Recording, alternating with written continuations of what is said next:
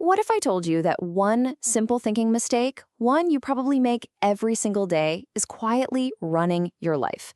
It's shaping your health, your choices, your whole view of the world. And it's such a common mental blind spot that most of us don't even see it happening. So let me ask you something a little weird. Does eating ice cream cause people to drown? I mean, just look at the numbers. When ice cream sales shoot up, so do the number of people drowning. When sales drop, drownings drop too.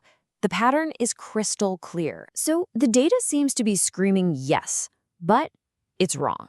And figuring out why it's wrong is the key to unlocking one of the most powerful mental tools you can ever learn. Okay, let's really dig into this deadly connection. What is actually going on between the ice cream and the drownings? It's true they're connected, but it's not a direct line. The real culprit here is a hidden third factor: hot weather.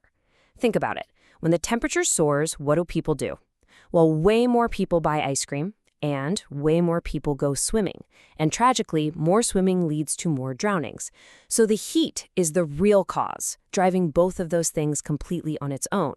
This is a classic mental trap, and learning to spot that hidden factor, that changes everything. At the very heart of this whole thinking error are two critical ideas: correlation and causation.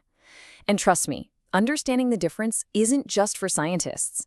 It's a super practical tool for making smarter decisions every single day. Okay, so think of it like this. Correlation is just when two things move in sync, like two people dancing. Causation is way more direct. It's the push that actually knocks over the first domino in a chain.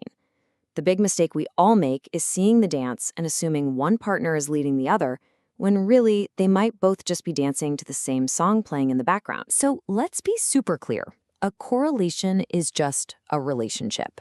It's a pattern. When we see more of one thing, we happen to see more of another. It's a signal that something is connected, but it doesn't tell us how or why. You could say it's the clue, not the conclusion. Causation, on the other hand, that is the conclusion. That's the smoking gun. Event A happens, and because it happened, event B is the direct result.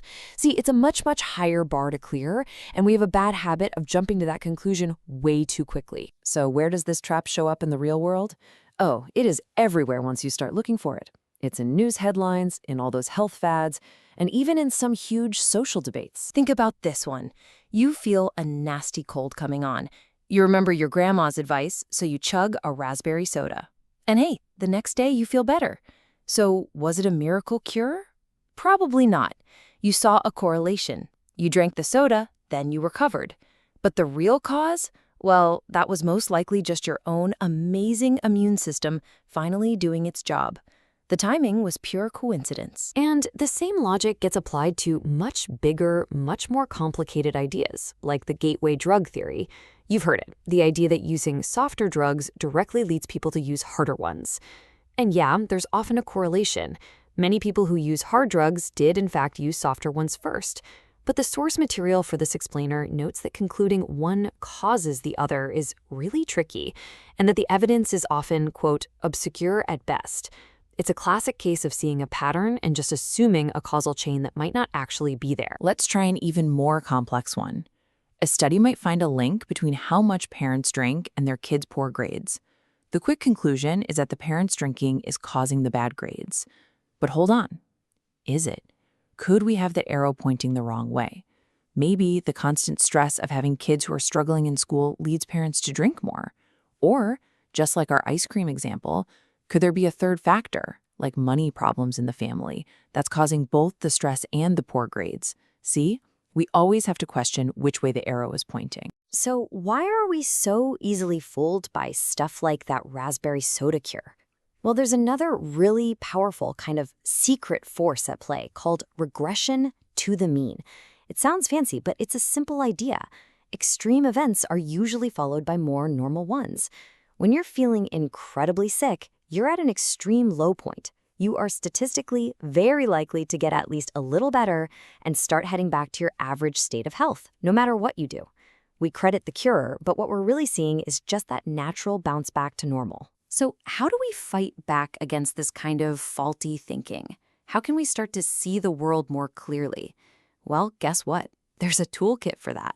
4 simple steps you can use to make smarter, more accurate decisions. Here it is, your new toolkit. First, question everything.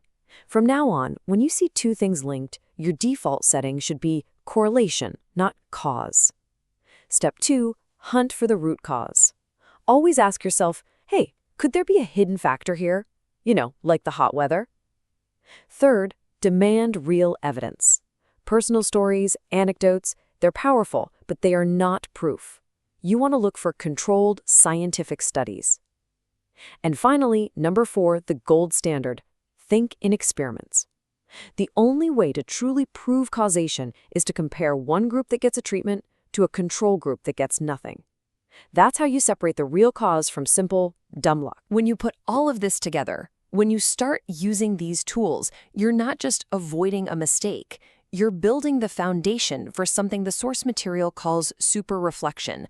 It's a deeper, more accurate way of thinking that lets you see the real machinery of the world working behind the scenes. All right, so now it's time to put this new mental model to work in your own life. I'm going to leave you with a challenge. Look at your own life, your job, your health, the beliefs you hold. What is one obvious truth you've always just accepted that might actually be nothing more than a very convincing correlation? A lucky coincidence? The moment you really start asking that question, that's the moment you start to see everything more clearly.